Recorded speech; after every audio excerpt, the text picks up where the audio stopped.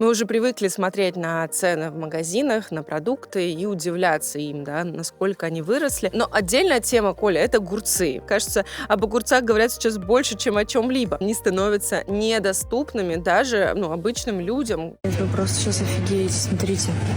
Огурцы. 639 рублей. Вот смотрите, 639.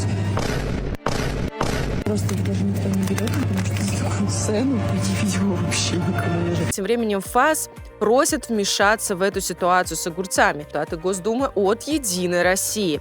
Они ссылаются на следующие цифры. С декабря по февраль огурцы в цене выросли на 43%. Это, по крайней мере, данные Росстата. А вот что говорит Rusпродсоюз. Он говорит о том, что цена выросла на 111%. ФАС, конечно же, обещала разобраться с этой ситуацией с огурцами и уже, говорят, проверяет ценообразование производителей огурцов.